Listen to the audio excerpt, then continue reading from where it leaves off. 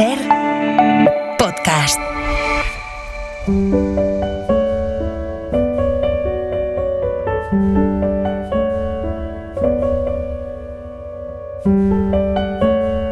Un libro, una hora.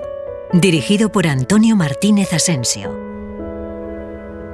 Bienvenidos al podcast de Un libro, una hora. En este episodio os vamos a contar El pequeño héroe de Fyodor Dostoyevsky. Dostoyevsky nació en Moscú en 1821 y murió en San Petersburgo en 1881. Es uno de los principales escritores de la Rusia zarista, cuya literatura explora la psicología humana en el complejo contexto político, social y espiritual de la sociedad rusa del siglo XIX.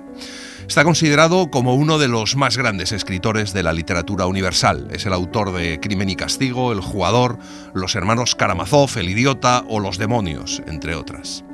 Escribe El pequeño héroe en 1849, pero no le dejan publicarla hasta 1857.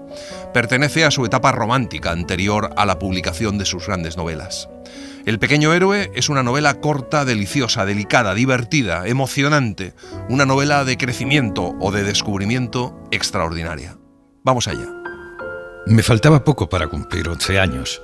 En julio me mandaron a veranear a una aldea de las inmediaciones de Moscú, a la finca de un pariente mío llamado T, donde se habían reunido unos 50 invitados, o puede ser que más, no lo sé cierto, pues no los conté. Hay mucho barullo y regocijo. Aquello parece un pasatiempo que no va a terminar jamás. Y parece como si el anfitrión hubiera dado palabra de derrochar cuanto antes su enorme fortuna, cosa que terminará consiguiendo, despilfarrándolo todo, hasta el último céntimo y la última prenda, hasta quedarse absolutamente sin nada. A cada momento llegan nuevos invitados. Moscú está a 2 pasos, a la vista, de modo que los que se van dejan sencillamente el sitio a otros y la jarana sigue su curso. Las diversiones se suceden sin interrupción y no cabe prever cuándo terminará el jolgorio. Paseos a caballo por los alrededores en nutridos grupos, excursiones al bosque o por el río, meriendas en el campo. Cenas en la espaciosa terraza de la mansión, engalanada con 3 interminables guirnaldas, cuyas hermosas flores esparcían su aroma en el fresco aire de la noche e iluminada profusamente, haciendo que nuestras damas, ya de por sí hermosas en su casi totalidad, parecieran aún más bellas con sus rostros encendidos por las impresiones del día, con sus ojos relumbrantes, con su gentil y armoniosa charla, entremezclada con sus risas sonoras, tintineantes como cascabeles. Hay bailes, música, canciones. Si el cielo está encapotado, se representan cuadros vivos, se cuentan chistes, adivinanzas, se hace teatro. Aparece gente que habla por los codos, que cuenta historias, que dice cosas divertidas, que declama. Ni que decir tiene que la maledicencia y la murmuración están a la orden del día, pues sin ellas el mundo no da vueltas y millones de personas se morirían como moscas de aburrimiento. Y por eso algunas caras se perfilan nítidamente en primer plano.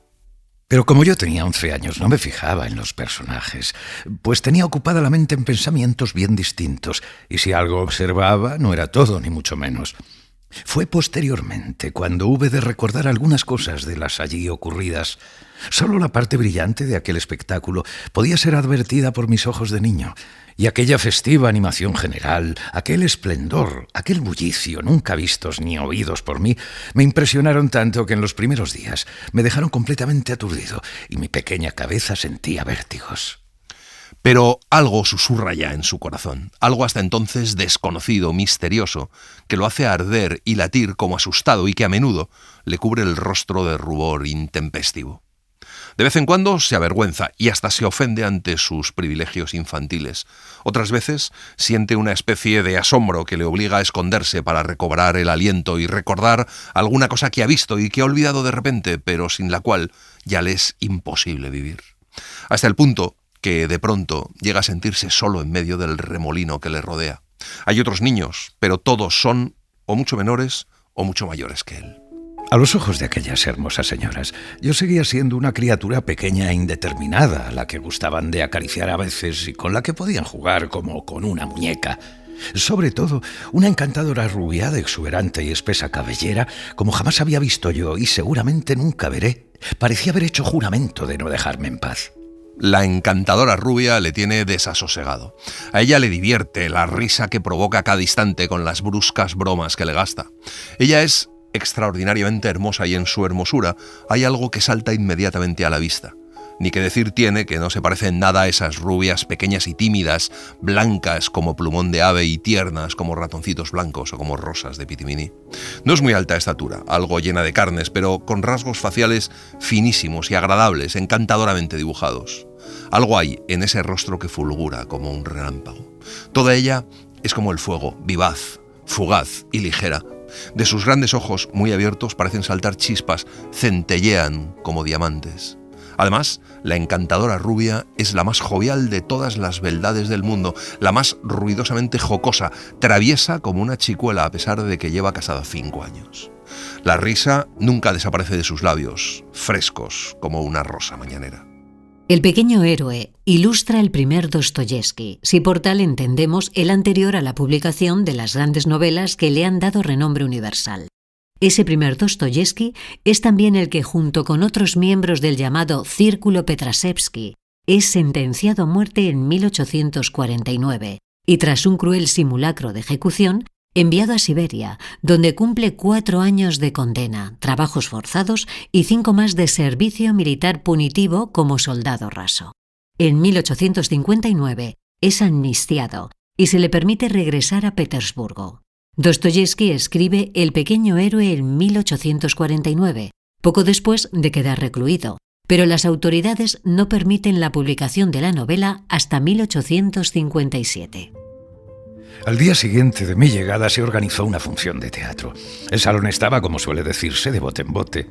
No quedaba un sitio libre y como yo me retrasé un poco, por no recuerdo qué razón, tuve que presenciar el espectáculo de pie. Pero la obra, muy divertida, me fue arrastrando hacia adelante y sin darme cuenta yo mismo, me abrí paso hasta las primeras filas donde me detuve, por fin apoyado en el respaldo del sillón que ocupaba una dama. Pero la dama es la encantadora rubia. Todavía no se conocen. Él, casi por casualidad, se pone a contemplar sus hombros de una prodigiosa redondez, seductores, abultados, blancos como la espuma de la leche, aunque en realidad lo mismo le da entonces mirar los maravillosos hombros de una mujer que la cofia con cintas coloradas que cubre las canas de una señora respetable que está en la primera fila también.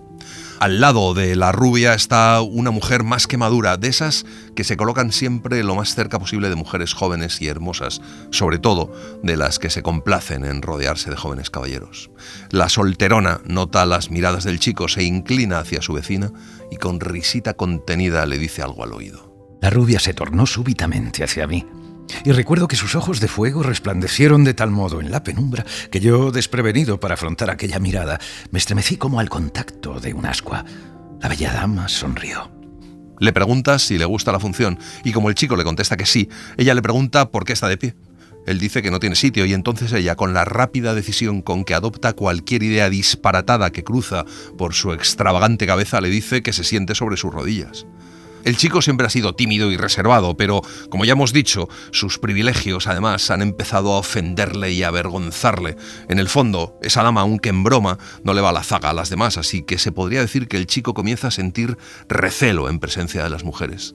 Se queda terriblemente confuso y más cuando ella lo repite, riendo con más fuerza aún, hasta acabar por reírse de Dios sabe qué, quizá de su propia treta o por el regocijo que le causa su confusión.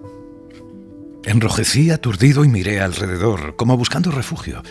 Pero ella, adelantándose a mi intención, me agarró de la mano para impedir que me marchase, y de la manera más inesperada y con gran asombro por mi parte, me la apretó entre sus traviesos y ardientes dedos, haciéndome tanto daño en los míos que hube de apelar a los mayores esfuerzos para no gritar, pero hice unas muecas divertidísimas. Seguramente el pobre rostro del chico expresará su desconcierto porque la pícara se ríe a carcajadas con descaro, como loca, sin cesar de apretujar y martirizar cada vez con más fuerza sus pobres dedos. La pone fuera de sí el gozo de haber hecho una diablura, de abochornar a un pobre chico y anonadarlo de confusión. La posición del chico es desesperada. Para empezar, arde de vergüenza, porque casi todos los que están alrededor se vuelven hacia ellos, unos asombrados, otros riéndose, habiendo comprendido enseguida que la beldad rubia está haciendo de las suyas. El chico siente unas ganas locas de gritar porque le está estrujando los dedos con bastante violencia, como para ver si aguanta sin rechistar, y él, como un espartano, decide soportar el dolor, temiendo que un grito suyo cause un alboroto de consecuencias imprevisibles. En un arrebato de desesperación, inicié la lucha y me puse a tirar de mi mano para liberarla, pero la tirana era mucho más fuerte que yo. A la postre, incapaz de resistir, grité. Era lo que ella esperaba. En un santiamén me soltó la mano y me volvió la espalda, como si tal cosa, ni más ni menos que si no hubiera sido ella la enredadora, sino cualquier otra. El chico tiene la suerte de que la atención general en ese momento está concentrada en la magistral actuación del anfitrión, que desempeña en la obrita el papel principal. Todos aplauden. El chico, a la chita cayendo, sale escurriéndose de la fila y corre al extremo de la sala, al rincón opuesto, desde donde tras una columna se pone a mirar con terror el sitio donde está su traidora beldad. Ella sigue riendo a mandíbula batiente, tapándose los labios con un pañuelo, volviendo largo rato la cabeza para buscar al chico con los ojos por todos los rincones, lamentándose sin duda de que la riña haya acabado tan pronto y pensando en hacer nuevas travesuras. Así comenzó nuestro conocimiento. Y a partir de aquella tarde, ella no me dejaba ni a sol ni a sombra. Me perseguía sin mesura ni conciencia, llegando a convertirse en una tirana que no me daba sosiego. Toda la gracia de sus bromas se reducía a fingirse locamente enamorada de mí y a tomarme el pelo delante de todo el mundo. Como es de suponer, tales bromas mortificaban infinitamente a un muchacho tan retraído como yo, de suerte que me puso varias veces en un trance tan desairado y crítico que estuve a punto de emprenderla a puñetazos con mi fingida admiradora. Y la inocente confusión del chico, su pesadumbre desesperada, parecen incitarla a atormentarle todavía más. Ella no conoce la compasión y el chico no sabe ya dónde meterse. La hilaridad que cunde en torno a ellos y que ella sabe provocar la enardece para nuevas chiquilladas. Pero al final, la gente acaba por encontrar sus bromas demasiado pesadas. Se trata, en todos los sentidos, de una mujer consentida y quien más la consiente es su propio marido, un hombre muy corpulento, de muy pequeña estatura y muy colorado de tez, muy rico y muy metido en negocios, al menos en apariencia, inquieto y atareado. De hecho, no puede pasar 2 horas en el mismo sitio. Todos los días va a Moscú, algunos días hasta 2 veces, y siempre para atender negocios, según dice él. Ella tenía infinidad de amigos y amigas, ante todo porque era rara la persona que, conociéndola, no le entregaba su simpatía, y además porque ella misma no era demasiado exigente en la elección de sus amistades, aunque su carácter fuese en el fondo mucho más serio de lo que pudiera suponerse por los detalles que he referido. Pero entre todas las amigas, entre todas sus amigas, distinguía con un afecto muy especial a una señora joven, parienta lejana suya, que también estaba allí como invitada. Las une cierto lazo afectuoso y sutil, uno de esos vínculos que nacen a veces del encuentro de 2 temperamentos a menudo enteramente distintos, uno de los cuales es más grave, más profundo y más puro que el otro, mientras que ese otro, con sublime humildad y noble valoración de sí mismo, se somete amorosamente al primero, cuya superioridad reconoce y cuya amistad lleva encerrada en su corazón como un don precioso. Amor y condescendencia infinitos de una parte, amor y veneración de la otra. Veneración que llega hasta el asombro, hasta el temor de perder la buena opinión de aquel a quien tanto se aprecia y hasta el ávido y celoso deseo de acercarse cada vez más con cada paso a su corazón. Las 2 amigas tienen la misma edad, pero entre ellas media una vasta diferencia en todo, empezando por la belleza. Madame M. era también muy guapa, pero su hermosura encerraba algo muy particular que la distinguía radicalmente de las otras mujeres hermosas. Había en su semblante algo inexplicable que le atraía con fuerza irresistible las simpatías generales, o por mejor decir, suscitaba un afecto noble y puro en los corazones de quienes la contemplaban. Hay caras que poseen tan feliz virtud. Junto a Madame M, toda persona de alguna forma se hace mejor. Se siente más libre, más a gusto. Y sin embargo, sus grandes ojos melancólicos, rebosantes de fuego y vigor, miran con timidez e inquietud como afectados por un terror constante a algo hostil, amenazador.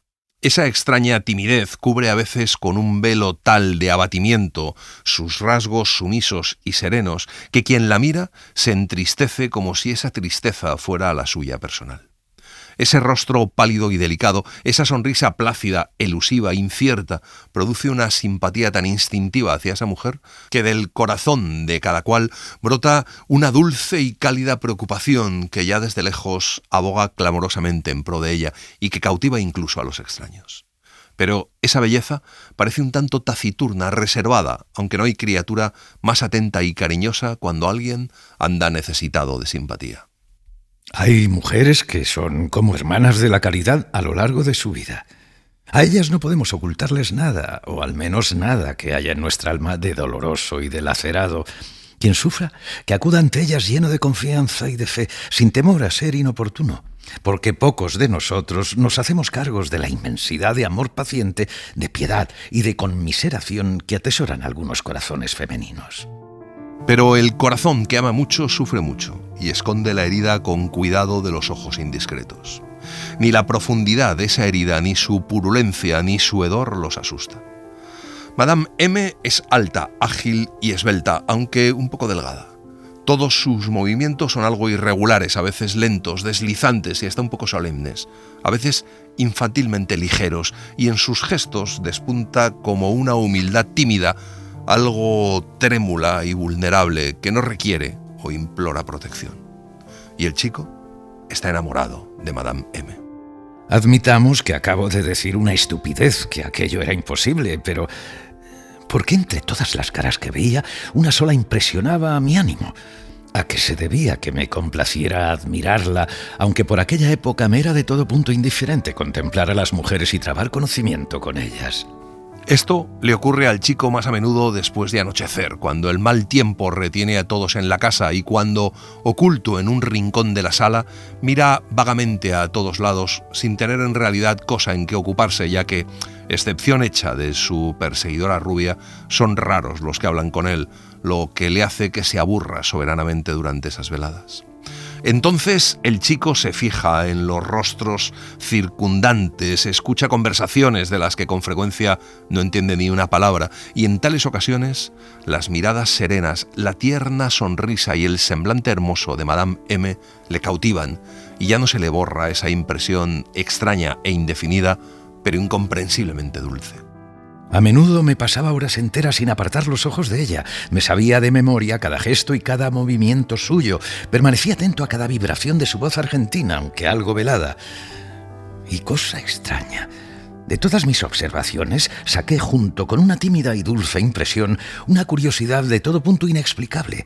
Dijérase que me había empeñado en descubrir no sé qué secreto. Lo que más martiriza al chico son las pullas que le dirigen en presencia de Madame M. Esas pullas y la cómica persecución de la que es víctima llegan a humillarle. Y cuando, como a veces sucede, estalla la risa general en torno suyo, en la que incluso Madame M participa involuntariamente, se escapa desesperado de sus tiranas, tránsido de angustia, y se va corriendo arriba, donde pasa enfurruñado el resto del día, sin atreverse a asomar por la sala. Con Madame M apenas ha cruzado todavía un par de palabras, y ni qué decir tiene que no ha tomado él la iniciativa, pero una tarde, tras un día intolerable para el chico, se queda rezagado del grupo con el que ha estado de paseo y rendido de cansancio se encamina a la casa, atravesando el jardín, cuando de pronto descubre a Madame M sentada en un banco de una vereda solitaria. Estaba sola y parecía haber escogido a propósito aquel apartado lugar. Con la cabeza inclinada sobre el pecho, sus dedos estrujaban el pañuelo que tenía en las manos. Era tal su ensimismamiento que ni siquiera se dio cuenta de mi proximidad. Al descubrirme allí, se levantó rápidamente de su asiento, me volvió la espalda y pude observar cómo se enjugaba a toda prisa los ojos con el pañuelo. Estaba llorando. Después de secárselos, le dirige una sonrisa y se encaminan juntos hacia la casa. A cada instante, ella le aleja de sí con cualquier excusa. Le pide que coja flores o que vaya a ver quién pasa a caballo por un camino cercano, y cuando el chico se aparta de ella, vuelve enseguida a llevarse el pañuelo a los ojos y a secarse las lágrimas que, indóciles, rebosan repetidamente de su corazón e inundan sus pobres ojos. El chico se da cuenta, por la frecuencia con la que se aleja de él, que en realidad es un gran estorbo para ella, pero no sabe cómo alejarse con tacto sin dar a entender que ha notado su angustia, así que va junto a ella en triste perplejidad, hasta con temor, sumido en un mar de confusiones y sin poder hallar una sola palabra con la que despabilar la conversación. Me impresionó tanto aquel encuentro que estuve toda la velada vigilando con ávida curiosidad a Madame M, sin quitarle la vista de encima, aunque siempre a hurtadillas. Pero sucedieron las cosas de modo que por 2 veces me sorprendió vigilándola y a la segunda me sonrió. Fue su única sonrisa aquella noche. La pesadumbre no se ha borrado todavía del rostro de Madame M. Está muy pálida. Habla todo el tiempo en voz baja con una señora de edad avanzada, una mujer maligna y camorrista a quien nadie estima por su inclinación al espionaje y el chismorreo. Pero a quien todos temen, por lo que se ven obligados a complacerla a toda costa. Alrededor de las 10 llega el marido de Madame M. Hasta ese momento, el chico la ha estado observando atentamente, sin desviar los ojos de su triste semblante, y ante la llegada imprevista del marido ve que Madame M se estremece y que su rostro se pone de pronto más blanco que la cera. Todos lo notan. El chico llega a oír de refilón algún retazo de conversación que dice que a la pobre Madame M no le van muy bien las cosas, que su marido es muy celoso, pero no por amor, sino por egoísmo. Ante todo, se las da de europeo, de hombre de su tiempo, con gran alarde de nuevas ideas y mucha vanidad en profesarlas. El marido de Madame M es moreno, alto y bastante grueso, con patillas a la europea, rostro sanguíneo y satisfecho, dientes blancos como el azúcar y porte irreprochable de gentleman. Se le conceptúa como un hombre listo. Monsieur M reunía ciertas peculiaridades que hacían de él una persona notable. Locuaz, ingenioso y buen narrador. Lograba siempre congregar un corro en torno suyo, y durante aquella velada consiguió producir efecto. No tardó en llevar la batuta de la conversación. Estaba en vena, alegre, jovial, e hizo que las miradas convergieran en él. Sin embargo, Madame M se mostró casi todo el tiempo como indispuesta. Tenía un semblante tan triste que la creía a punto de que las lágrimas volvieran a brillar en sus largas pestañas en cualquier momento. El tema de la infancia figura entre los preferidos de Dostoyevski, aunque quizá por lo sombrío de la suya propia. Son raros los niños felices que transitan por las páginas de sus novelas. Diríase que para él la infancia equivale al melancólico aprendizaje de una vida concebida por lo común como injusticia, privación y dolor. Notable excepción a este postulado general la constituye El pequeño héroe. El protagonista es un niño de familia acomodada que en el umbral de la pubertad se halla casualmente en una casa de campo frecuentada por visitantes de la alta sociedad entregados al ocio y las diversiones mundanas. El niño se ve sin querer envuelto en las bromas equívocas de una dama y la intriga amorosa de otra que por un lado le perturban espiritualmente y por otro le inician vagamente en el misterio de la sexualidad. A la mañana siguiente llaman al chico temprano para el ensayo de unos cuadros vivos en los que tiene un papel. Cuadros vivos, función teatral y luego baile, todo ello en una misma velada y todo ello fijado para 5 días después, a lo más tardar, con ocasión de una fiesta casera para celebrar el cumpleaños de la hija menor del anfitrión. A ese festejo, casi improvisado, son invitados de Moscú y de las casas de campo vecinas hasta 100 personas más, con lo que aumenta la bulla, el ajetreo y el alboroto. El ensayo, o mejor dicho, la prueba del vestuario se retrasa, pues el director, el conocido artista R, se ha ido a la ciudad para comprar accesorios y ultimar los preparativos de la fiesta. El chico participa en un cuadro vivo junto a Madame M, en una escena de la vida medieval titulada La castellana y su paje. El chico siente una vergüenza inexplicable de trabajar con Madame M en el ensayo.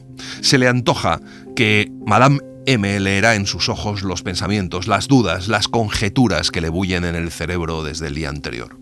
Además, se siente culpable por haber sorprendido sus lágrimas la noche anterior y haberla estorbado en su pena. No obstante, gracias a Dios, todo se arregló sin complicaciones. Nadie se fijó en mí. Ella, al parecer, no estaba para reparar en mí ni para preocuparse del ensayo.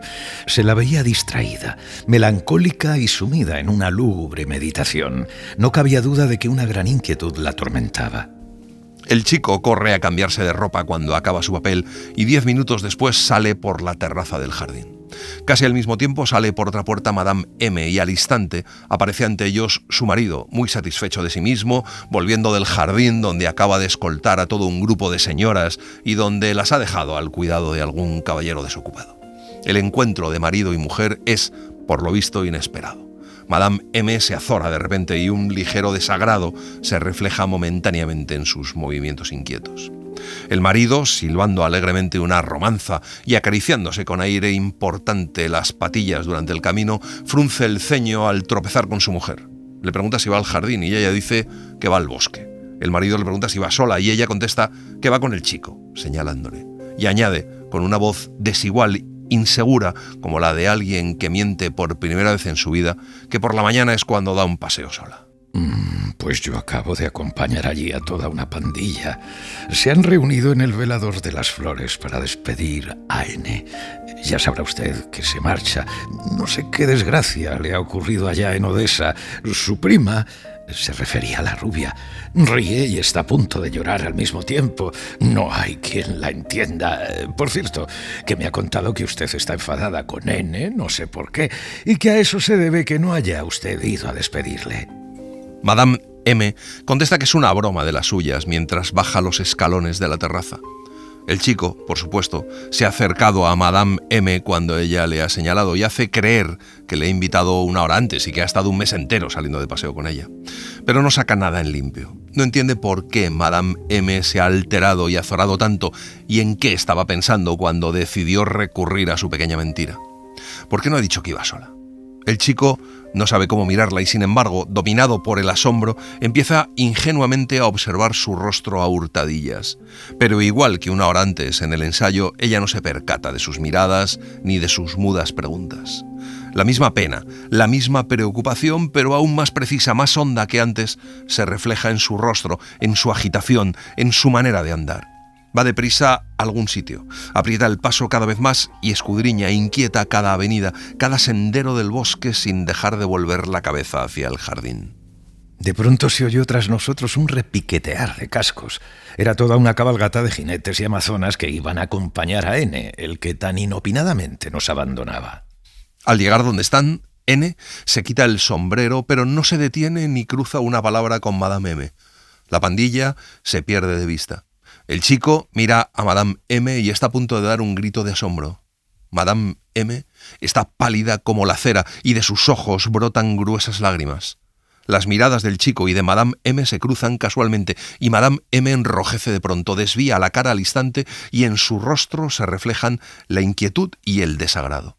El chico está todavía en peor situación que la víspera. Entonces Madame M abre el libro que tiene en las manos y, esforzándose por no mirarle, le dice que se ha equivocado, que es la segunda parte y que si no le importa irá por la primera. A buen entendedor. Mi papel había terminado y era imposible despedirme por vía más expeditiva. Eché a correr con su libro y no volví. El primer tomo se quedó esperando aquella mañana encima de la mesa, pero yo estaba fuera de mí. El corazón me latía como presa de continua zozobra. Puse el máximo cuidado para no tropezarme con Madame M. Comen temprano porque para la tarde se ha organizado una excursión a una aldea cercana donde va a celebrarse un festejo rural. El chico lleva soñando 3 días con esa excursión en la que se las prometía muy felices. Casi todo el mundo se reúne en la terraza a tomar café. El chico se abre camino con cautela entre los demás y se oculta tras una triple fila de butacas. Por una parte, le arrastra la curiosidad y por otra, no quiere por nada del mundo mostrarse ante los ojos de Madame M. Pero la casualidad tiene el capricho de colocarle cerca de su rubia perseguidora, que está doblemente hermosa aquella mañana. Al grupo se ha unido un nuevo invitado, un joven alto y pálido, rendido admirador de la impertinente rubia que acaba de llegar de Moscú para ocupar el puesto que dejó vacante N, y de quien se rumorea que está perdidamente enamorado de la bella rubia, que aquel día está en la cumbre de su gloria. A ese triunfo contribuye el marido de Madame M, porque él es el objeto de las bromas de la rubia esta vez. Monsieur M no es hombre que depone pronto las armas, pero necesita recurrir a toda su perspicacia para no ser aniquilado. La porfía se desarrolló entre la incesante e incontenible hilaridad de los testigos y de los protagonistas. Madame M trató visiblemente de frenar varias veces a su imprudente amiga, quien a su vez ansiaba a toda costa engalanar al celoso marido con el ropaje más bufonesco y ridículo, disfrazarlo de barba azul, a juzgar por todas las probabilidades, por mis recuerdos y por el papel que hube de representar en aquel episodio. Porque, de improviso, estando el chico de pie, a la vista de todos, sin sospechar ningún percance e incluso olvidado de sus preocupaciones anteriores, se ve empujado a primer término como enemigo jurado y rival natural de Monsieur M, como enamorado desesperadamente hasta la locura de su mujer, cosa que la rubia tirana afirma y jura incluso que tiene pruebas y que sin ir más lejos, ese mismo día ha visto en el bosque. No llega a terminar porque el chico la interrumpe desesperado, pero ese momento ha sido calculado con tanta perfidia, preparado de tal manera, hasta en su final y su grotesco desenlace, elaborado con tanto regocijo y comicidad, que una explosión de hilaridad incontenible y general estalla cuando el chico la interrumpe. El chico se siente tan confuso, colérico y amedrentado que, derramando lágrimas de angustia y rabia, se abre camino por entre dos filas de butacas, da unos pasos adelante y, encarándose con la tirana rubia, le grita con voz entrecortada por las lágrimas y la indignación que si no le da vergüenza decir una mentira tan fea delante de todo el mundo, siendo tan mayor y estando casada. No me dejaron terminar. Resonó una salva de aplausos atronadores. Mi discurso hizo furore. Mi cándido gesto, mis lágrimas y, sobre todo, el hecho de que pareciera salir en defensa de Monsieur M. causaron tan terrible hilaridad que a mí mismo, al recordarlo ahora, me resulta risible a más no poder. El chico, trastornado, medio loco de horror y encendido como la pólvora, se cubre la cara con las manos, huye de allí tirando por los suelos la bandeja que lleva un criado con quien se tropieza en la puerta y se precipita hacia arriba para refugiarse en su habitación, que cierra con llave, y menos mal, porque tras él van sus perseguidoras. No ha pasado un minuto cuando su puerta es sitiada por un enjambre de bellas damas. El chico oye sus risas sonoras, su rápido parloteo, el estrépito de sus voces gorjeando todas a la vez como golondrinas. Le rogan que abra, aunque solo sea un momento, juran que no tiene nada que temer, que solo quieren comerle a besos, pero eso para él es la peor de las amenazas. El chico arde de vergüenza detrás de la puerta, con la cabeza hundida en la almohada y, por supuesto, ni abre ni contesta. ¿Qué partido tomar? Todo cuanto yo ocultaba y guardaba tan celosamente había quedado de manifiesto. Me había cubierto de oprobio y de vergüenza para siempre.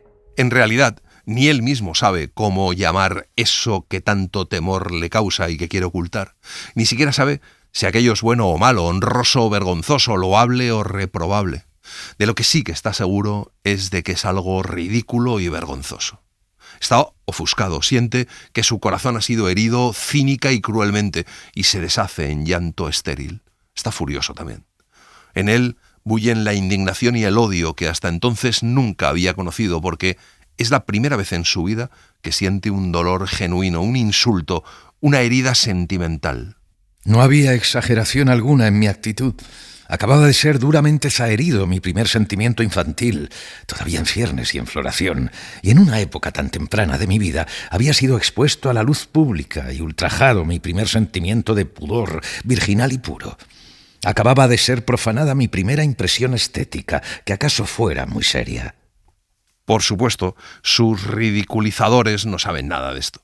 En su dolor y exasperación, el chico sigue tendido en la cama con el rostro hundido en la almohada, presa alternativamente de calor y frío.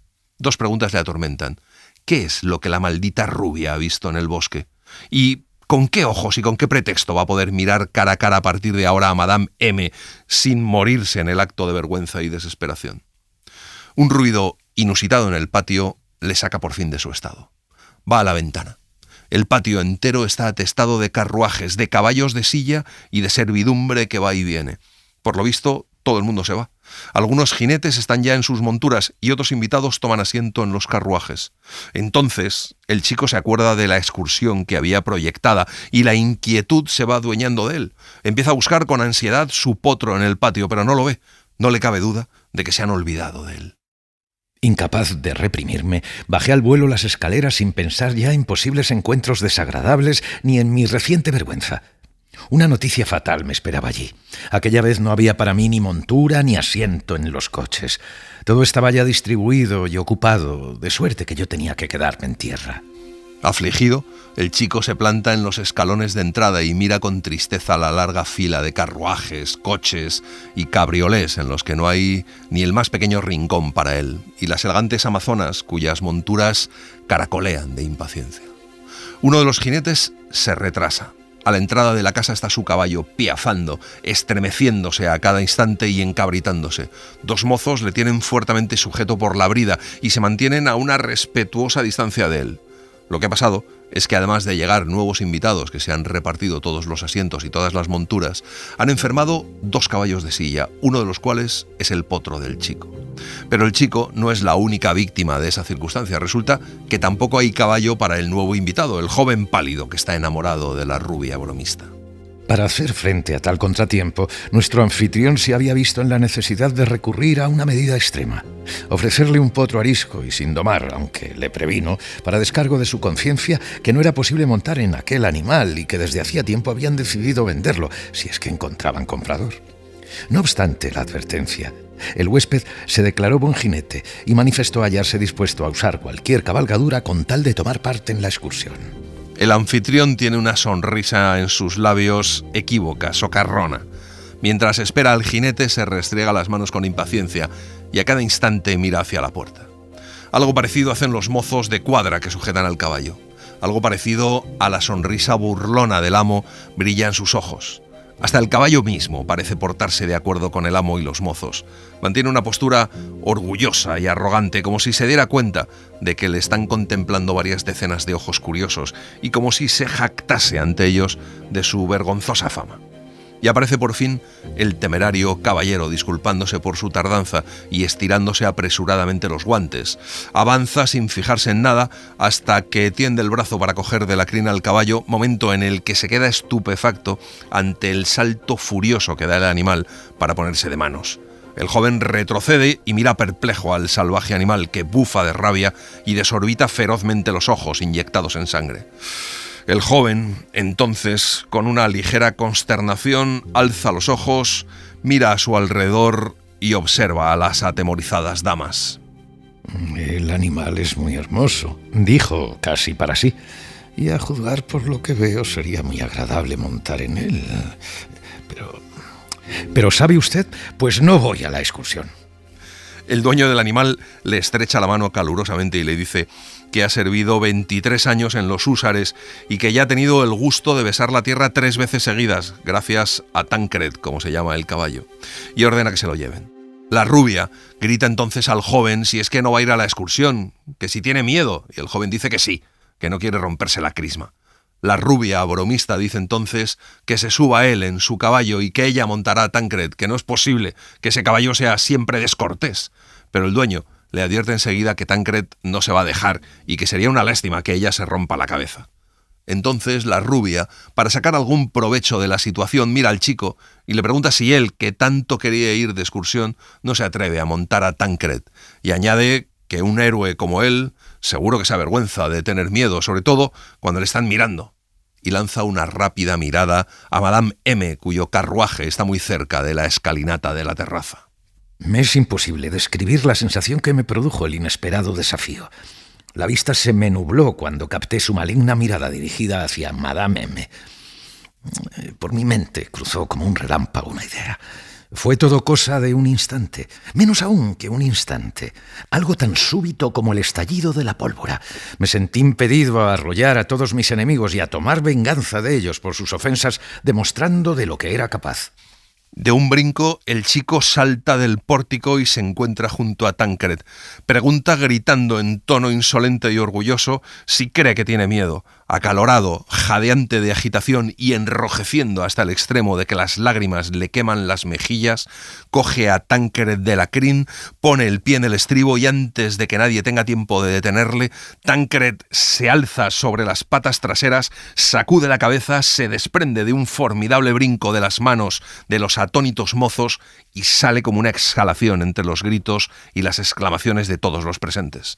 El chico logra, Dios sabe cómo, meter el otro pie en el estribo y Tancred le saca por el portón de la empalizada, dobla en ángulo recto a la derecha y prosigue su carrera a lo largo de la valla. Solo entonces llegó a mis oídos el clamor de 50 voces y el grito repercutió en mi corazón angustiado, despertando en él tanta alegría y tanto orgullo que jamás olvidaré aquel insensato episodio de mi infancia. Toda la sangre se le agolpa en la cabeza, se aturde y eso ahoga su temor. No piensa en sí mismo. Sabe montar a caballo, pero su potro tiene más pinta de borrego que de caballo de montar. Hubiera salido disparado por los aires, es verdad, si Tancred hubiese tenido tiempo de tirarle, pero después de recorrer unos 50 pasos, se asusta de un peñasco y recula, vuelve grupas al vuelo, pero en un ángulo tan agudo que es casi imposible que el chico no salga disparado de la silla como una pelota a 20 pies de distancia. Pero Tancred, a pesar de ese giro vertiginoso, vuelve hacia el portón sacudiendo rabiosamente la cabeza, corcoveando de un lado para otro como ebrio de furia, echando a la aventura las patas por alto y tratando de sacudirse al chico del lomo con cada brinco, como si llevara sobre sí un tigre que le desgarrara la carne a zarpazos y dentelladas. Un momento más y yo hubiera salido disparado. Estaba a punto de caer, pero unos jinetes venían ya en mi ayuda. 2 de ellos cortaron la salida al campo. Otros 2 cabalgaron tan cerca de mí que casi me estrujaron las piernas al oprimir ambos flancos de Tancred con sus caballos y le sujetaron de las riendas. Al cabo de unos segundos estábamos ante la entrada de la casa. Bajan al chico del caballo, pálido y casi sin aliento. Tiembla como una brizna de hierba azotada por el viento, ni más ni menos que Tancred, que con todo el cuerpo apoyado en los cuartos traseros, inmóvil como si hubiera hundido los cascos en la tierra, arroja pesadamente por las rojas y humeantes narices un aliento fogoso. Alrededor del chico se oyen gritos de confusión, asombro y terror. En aquel preciso momento, mis ojos errantes se encontraron con la mirada de Madame M, pálida y llena de zozobra. Y jamás lo olvidaré.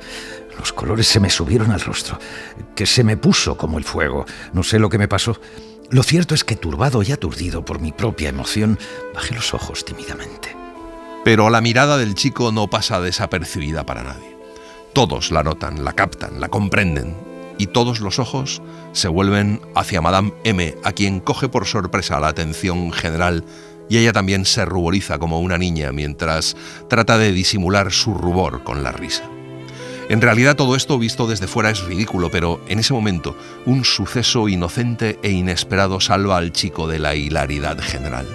La culpa de toda la conmoción la tiene la bella rubia tirana, que se abalanza sobre el chico para abrazarle y besarle. Le dice que ha estado a punto de morir de espanto y remordimiento cuando el chico salió volando a lomos de Tancred, y alzando los ojos hacia la gente que la rodea, con 2 diminutas lágrimas cristalinas y con voz seria y solemne que nadie ha oído hasta entonces, dice, señalando al chico, que es una cosa muy seria, que nadie se ría.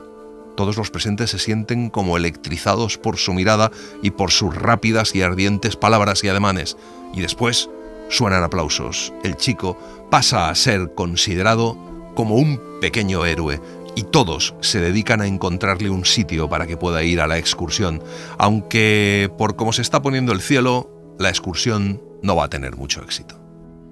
Cuando salíamos para la excursión y en el momento de ocupar mi sitio en el coche, Madame M se me había acercado y se mostró sorprendida de verme con una ligera blusa y el cuello descubierto. Respondí que no había tenido tiempo de coger mi abrigo. Ella entonces sacó un alfiler, me levantó el cuello de la camisa y me lo prendió. Quitóse luego su pañuelo de gasa rojo y me lo puso al cuello para evitar que me resfriase. Lo hizo todo con tanta premura que no me dio tiempo ni siquiera a agradecérselo. Cuando vuelven a casa tras una lluvia terrible, el chico tropieza con ella en una salita donde está en compañía de la rubia y del joven pálido que se había negado a montar a Tancred. El chico se acerca para darle las gracias y devolverle el pañuelo, pero entonces siente un poco de vergüenza después de sus aventuras y se pone colorado como un tomate.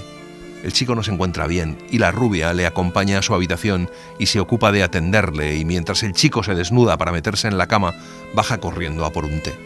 Al despedirse de ella, el chico la abraza, estrecha y ardorosamente, como a la más tierna e íntima amiga, y está a punto de llorar mientras ella le aprieta contra su pecho. El pequeño héroe refleja lo estrechamente vinculado al romanticismo que estaba el Dostoyevski anterior al decenio siberiano. Fue el suyo, como el de Gogol, de quien tanto aprendió, un romanticismo sui generis, en el que lo ideal y lo burlesco, lo doloroso y lo festivo, se daban en desconcertante pero a menudo fecundo maridaje. Los ojos del novelista preferían todavía ver en la realidad solo aquello que le permitía evadirse de ella, o al menos hacerla tolerable. Pero Siberia le obliga a limpiarse la vista de telarañas sentimentales. El chico se despierta muy temprano y totalmente restablecido y sale al jardín. Desde allí se dirige al bosque. Se mete por donde la hierba es más densa, por donde el olor a resina de los árboles es más fuerte, en una hermosísima mañana. Y así llega al extremo opuesto, cerca del río Moscova que fluye al pie de la colina. El chico se queda contemplando el paisaje. De repente, escucha a unos 20 pasos, en una brecha en el bosque que conduce del camino real a la casa solariega, los resoplidos y el piafar impaciente de un caballo. Entra de nuevo en el bosque, intrigado, y tras haber recorrido unos pasos, oye voces que hablan apresuradas, pero en tono apagado. El chico se acerca un poco más y de pronto retrocede, presa de la confusión.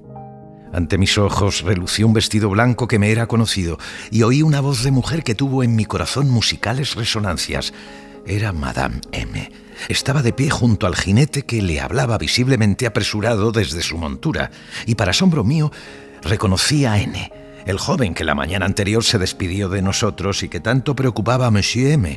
Mas como entonces dijeron que se marchaba muy lejos, al sur de Rusia, me sorprendió sobremanera verle allí tan temprano y a solas con Madame M. Madame M está animada, agitada como hasta entonces el chico nunca la ha visto, y en sus mejillas brillan las lágrimas.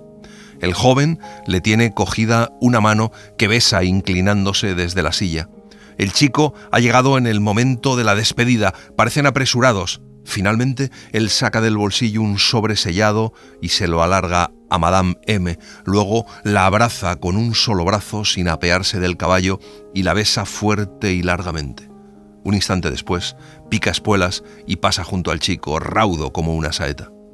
Durante algunos segundos, Madame M. le sigue con la vista y luego, triste y pensativa, toma el camino de la casa.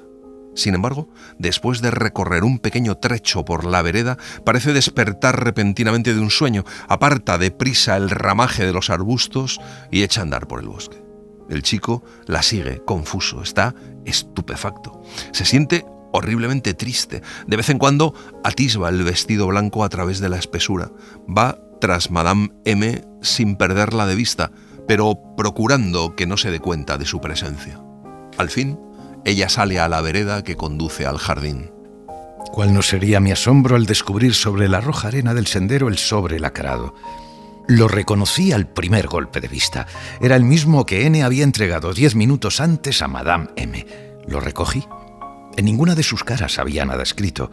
Aunque de tamaño no muy grande, era compacto y pesado, cual si guardara en su interior 3 o más pliegos de papel de cartas. ¿Qué venía a significar aquel sobre? El chico deja caer el sobre en el lugar más visible y no aparta los ojos de él, suponiendo que Madame M notará la pérdida y volverá para buscarlo.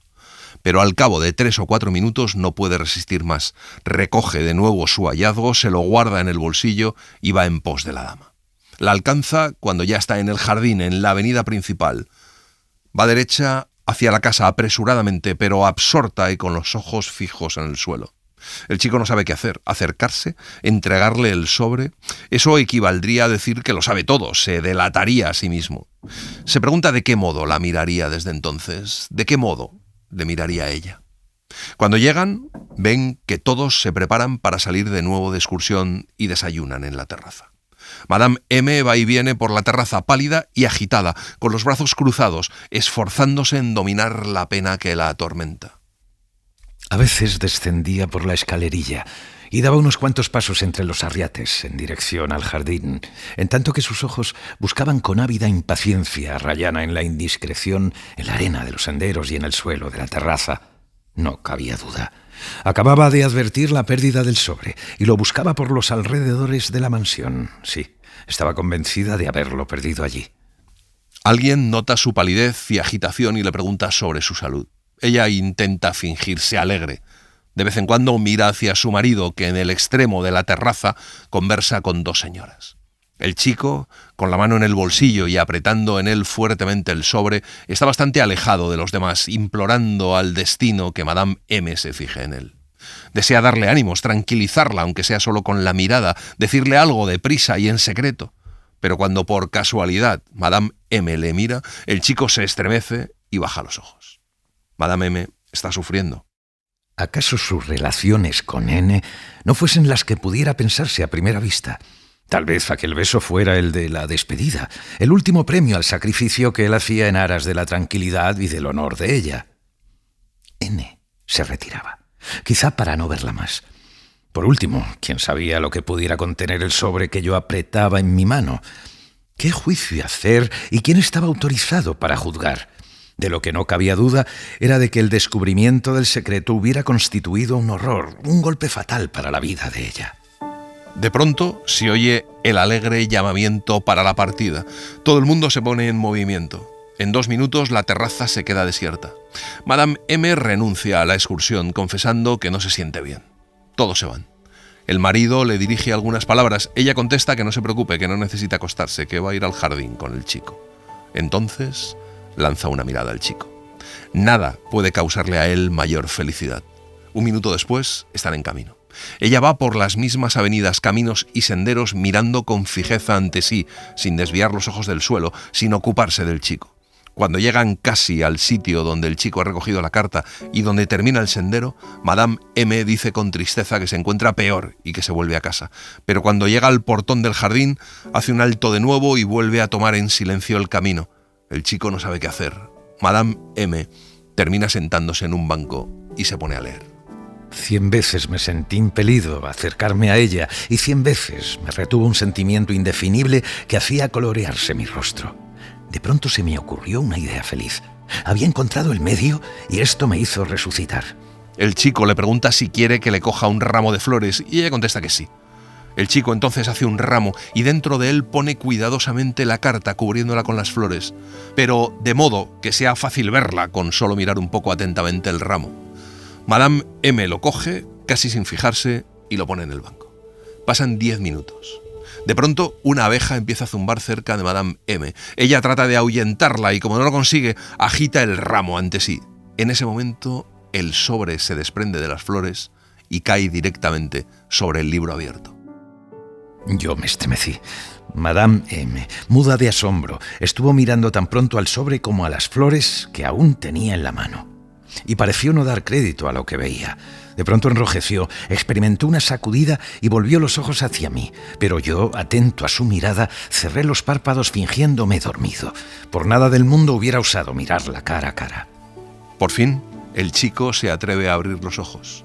Madame M está leyendo ávidamente la carta y, a juzgar por sus mejillas encendidas, por su mirada húmeda y chispeante, por su rostro luminoso en el que cada rasgo tiembla de emoción, el chico adivina que la felicidad anida en esa carta y que toda la tristeza que Madame M ha sentido se acaba de disipar como el humo.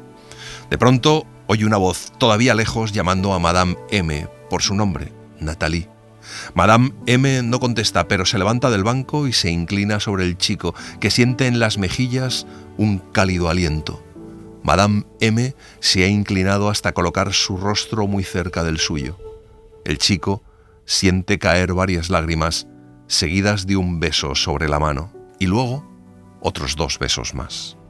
En aquel mismo instante, el corazón acabó por traicionarme e hizo afluir toda la sangre a mis mejillas. Al mismo tiempo, un beso ardoroso me abrazó los labios. Exhalé un grito y abrí los ojos, pero entonces cayó sobre ellos el pañuelo de gasa del día anterior, cual si Madame M deseara protegérmelos del sol. Segundos después, había desaparecido. Yo no percibía sino el rumor de sus pasos que se alejaban apresuradamente. El chico se quita de encima el pañuelo y lo besa, lleno de alegría. Todo su espíritu parece dulcemente fatigado, como por la intuición de algo, por algún presentimiento. De pronto siente que se conmueve y sus ojos se llenan de lágrimas. Mi infancia terminó en aquel instante. 2 horas después, cuando regresé a la casa, ya no encontré allí a Madame M. Un suceso inesperado la había hecho marcharse a Moscú en compañía de su marido. Nunca más la he vuelto a ver.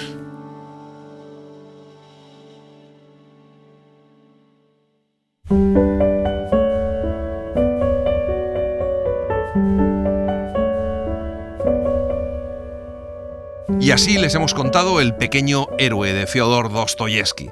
Hemos seguido la edición de Galaxia Gutenberg con traducción del ruso de Juan Luis Abollado. Hemos citado varios fragmentos de la nota preliminar de Juan López Morillas a la edición de la editorial Alianza. Gracias por estar ahí y gracias por leer. Un libro, una hora, en la cadena SER. Un programa escrito y dirigido por Antonio Martínez Asensio, con Eugenio Barona y Olga Hernán Gómez. Edición y montaje de sonido, Pablo Arévalo. Diseño sonoro, Julia García Soto. Redes, Laura Martínez Pérez. Para no perderte ningún episodio, síguenos en la aplicación o la web de la SER, Podium Podcast o tu plataforma de audio favorita.